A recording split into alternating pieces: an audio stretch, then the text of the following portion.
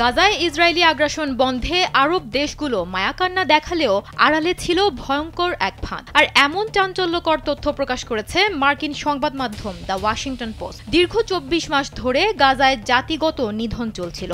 আঞ্চলিক সম্প্রদায়ের আপত্তি সত্ত্বেও গাজায় গণহত্যায় মেতে উঠেছিলেন নেতানিয়াহু। শেষ পর্যন্ত গাজায় যুদ্ধবিরতি হয়েছে, যদিও এই যুদ্ধবিরতিতে ব্যাপক ভূমিকা রাখে আরব ও মুসলিম বিশ্ব। তবে আড়ালে ছিল তাদের গোপন নীল নকশা। এসব দেশ গাজা উপত্যকায় যুদ্ধের নিন্দা করলেও গুরুত্বপূর্ণ আরব রাষ্ট্রগুলো নীরবে ইসরায়েলি সেনাবাহিনীর সঙ্গে নিরাপত্তা সহযোগিতা সম্প্রসারণ করে। Japan Bangladesh joint venture company JBS holdings limited.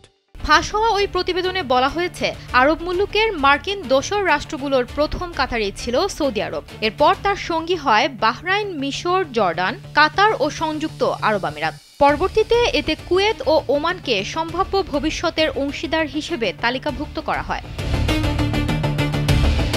আরব দেশগুলো পর্দার আড়ালে ইসরায়েলি সেনা ও মার্কিন বাহিনীর সঙ্গে যৌথ মহড়া, গোপন বৈঠক ও তথ্য আদান প্রদান সক্ষমতা গড়ে তোলে। এছাড়া ২০২৪ সালের মধ্যে এই ৬ আরব দেশ যুক্তরাষ্ট্রের রাডার ও সেন্সর নেটওয়ার্কের সঙ্গে যুক্ত হয়। এর মাধ্যমে ইরানের ক্ষেপণাস্ত্র ও ড্রোন মোকাবেলার নামে তেল আবিবের সঙ্গে কার্যত একীভূত হয় তাদের সেনাবাহিনী। ওই নথিতে বলা হয়েছে, গাজায় যুদ্ধবন্ধে আরব দেশগুলো যতটা না তৎপর ছিল, তার চেয়ে বেশি তৎপর ছিল ইরানের হুমকি মোকাবেলায়। ২০২২ সালে মার্কিন সেন্ট্রাল কমান্ডের নেতৃত্বে এই জোট গঠিত হয়। জোটটির মূল লক্ষ্য গাজা ও ফিলিস্তিন গোষ্ঠীর যুদ্ধ প্রশিক্ষণ ও গোয়েন্দা তথ্য বিনিময় করা।